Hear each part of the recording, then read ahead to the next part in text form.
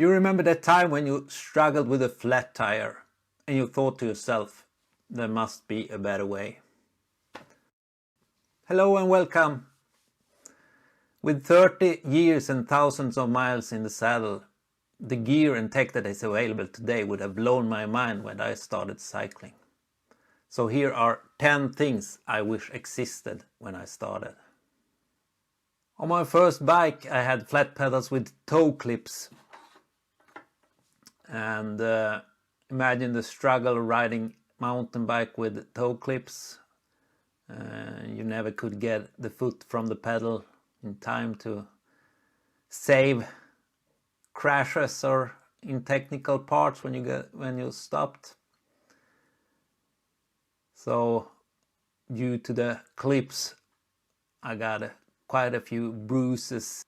So back then it would have been really nice with a easy way to get the foot off the pedal. And sure, only a couple of years after I started, the first SPD pedals came out on the market, and I got a pair, well, quite early actually.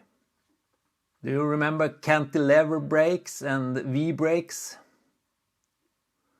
Well, cantilever brakes is still a thing on some road bikes. And I have actually cantilever brakes still on my gravel bike, cyclocross gravel bike. But on mountain bike it has long been obsolete and replaced with disc brakes. You had a constant struggle of adjusting the brake shoes on cantilever brakes. It still just freaks me out when I need to do it on my gravel bike. But yeah, disc brakes, it's quite easy to adjust them. Of course it is some maintenance with the brake fluid and you need to air the brakes. And but it's still really smooth with disc brakes, and also the stopping power is much better. My first mountain bike was a really no suspension bike. Of course, no suspension in the back, that wasn't a thing back then, but also a rigid fork. But only a few years after I got that bike, the first suspension forks were available, and I remember I got a Scott one, and I guess the travel was 10-20 centimeters at most, and it was elastomers in the fork legs, and there were no way to adjust the stiffness or the travel of the fork other than changing the elastomers, but that was a real hassle to do. And I remember the water resistance of the fork was quite bad because it was filled with water in the legs. So yeah, with today's modern full suspension bikes, and then you can adjust everything with air, and when you ride the technical parts, it's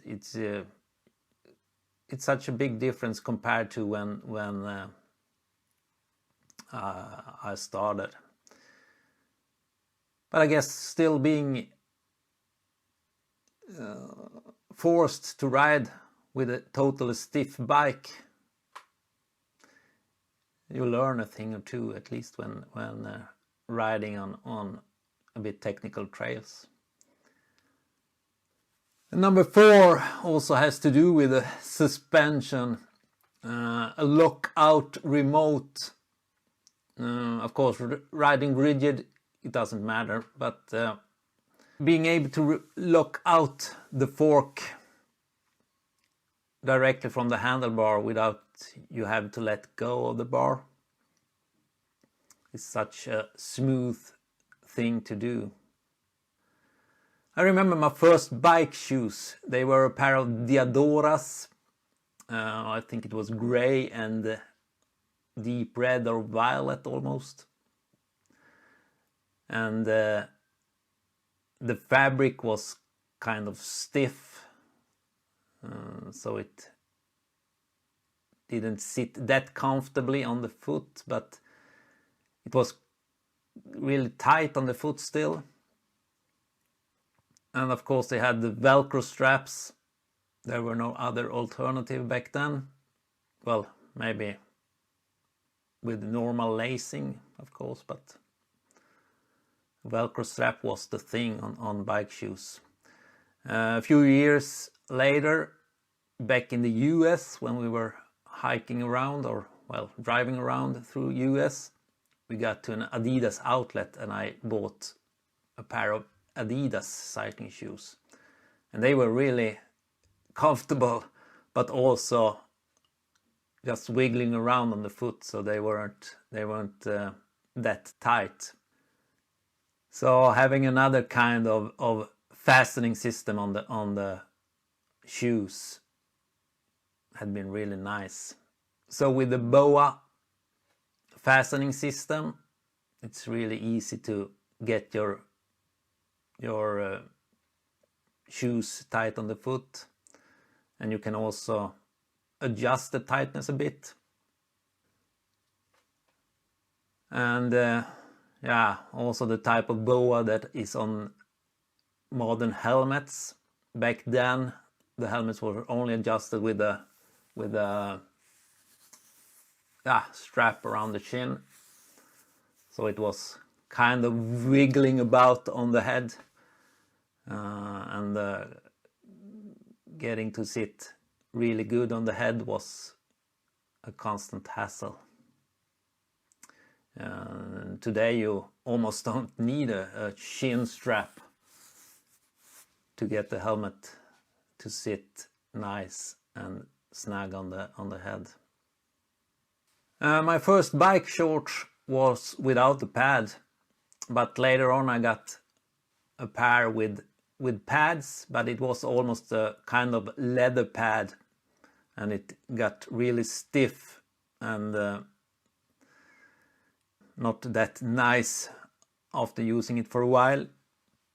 And today you got the really nice, almost too much to choose from when it comes to cycling shorts, and different pads, the thickness of pads and the ventilation on pads, and different thickness on different parts of the pads, and all technologies that exist. And you can really get a nice pair of cycling shorts that sits really good. And I've actually done a video with 10 things you need to know about cycling shorts, and you can find it up here somewhere. I never learn where I should point, but yeah. So after you watch this, you can always watch that one if you're interested.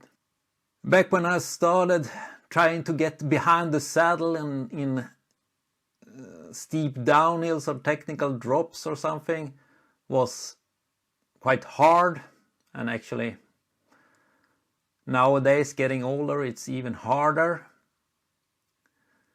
So being able to drop down the post with a dropper post today is so nice when you're going downhill. And if I had one back then, it would have saved me quite a lot of pain in the, And I actually don't have a dropper post on my bikes today, but it is very high on the to get list, because I have ridden with dropper posts on other bikes, and yeah, it's a real game changer actually, being able to use a remote for the dropper post, and the smoothness when you're riding is really great. How often haven't we stood by the road or a trail fixing a puncture and struggling with a mini pump to get air into the tube? It's almost as getting air with a mini pump is giving you more training than the ride itself. And back when I started, the mini pumps they weren't that good, so it always ended with you not getting enough pressure in the tube, and having a quick fix for getting air into the tube would have been really nice. One ride I remember, I even put a lot of grass in the tire, because I don't know if I had the extra tube or if I just spent that one and got 2 punctures on the ride. But yeah, I read somewhere about the tips that you can put vegetation in the tube, but I tell you, that was just a soup of grass and everything, and cleaning that up getting home was a real mess. Nowadays I mainly use CO2 cartridges, and having CO2 cartridges back when I started would have been a godsend. Of course, I also have a mini pump with me as a reserve, but I use it very, very rarely. And also the mini pumps of today are much better than the ones we had. And number 9, the big surprise, or yeah, I don't know, big and big, but YouTube.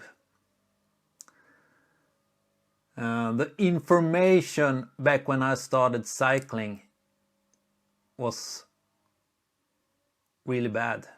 You had to read magazines.